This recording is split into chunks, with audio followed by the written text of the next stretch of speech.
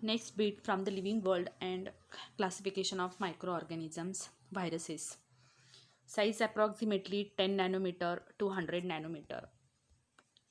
Generally, viruses are not considered as living organisms, or they are said to be organisms at the stage of living and non-living.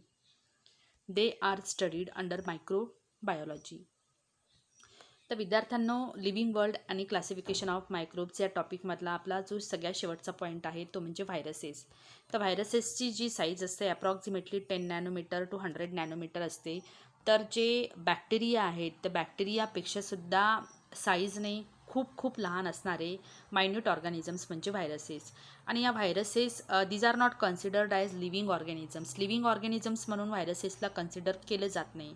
तर हे organism living आणि non living these organism at the age of, म्हणजे हे completely living पण नाही आणि completely non living पण नाही, त्यांच्या मध्यंतरी म्हणजे त्यांच्या at the age of living and non लिव्हिंगच्या मध्ये असणारे असे ऑर्गॅनिझम्स आहे. कारण ज्यावेळेस ते एन्व्हायरमेंटमध्ये असतात ते नॉन लिव्हिंग स्टेजमध्ये असतात, पण ज्यावेळेस ते बॉडी सेल्समध्ये एंटर होतात त्यावेळेस ते लिव्हिंग होतात आणि they start there function.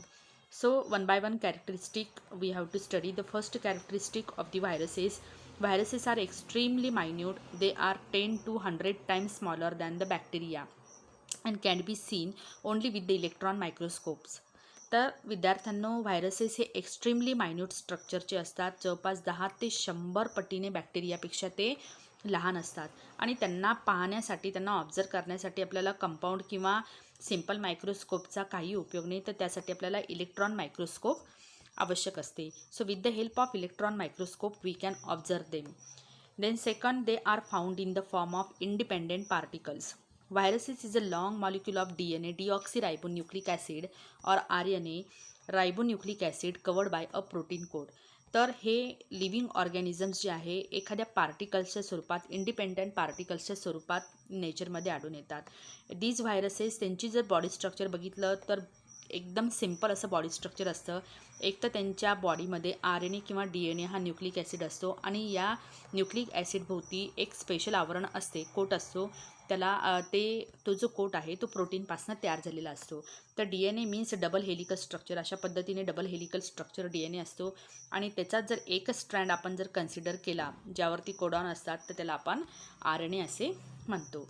Then third, viruses survive only in living plants or animal cells and produce their own proteins with the help of host cell and create their numerous replica. Then they destroy the host cell and becomes free. These free viruses again infect the new cells.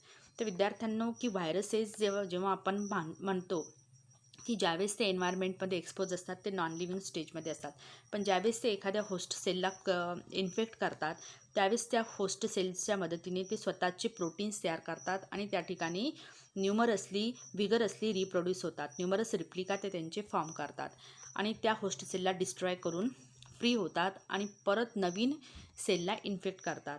In this way viruses replicate vigorously. Then fourth point, viruses cause many diseases to the plants and animals. तर viruses हे असे living organisms आहे, microorganisms आहे. All these microorganisms म्हणजे viruses हे completely pathogenic in nature आहे. ते plants आणि ॲनिमल्समध्ये डिफरंट टाईप्सचे डिसीजेस क्रिएट करतात.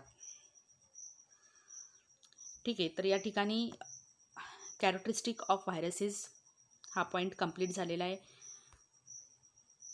या ठिकाणी टोमॅटो विल्ट व्हायरसचा डायग्राम दिलेली आहे. This is the tomato wilt virus which cause wilt disease in tomato plants. Do you know human poliovirus, influenza virus? Some examples are given in your textbook. Then AIDS, this disease is caused by HIV virus. Then in cattle, picorna virus responsible for causing disease. In case of plant, especially for tomato plants, in case of tomato plants, wilt नावाचा जो disease आहे wilt व्हायरसमुळे होतो. Then tobacco mosaic virus etcetera. Bacteriophage viruses attacks the bacteria also. So this virus is a bacteriophage. So in this way we have completed our whole topic, living world and classification of microorganisms.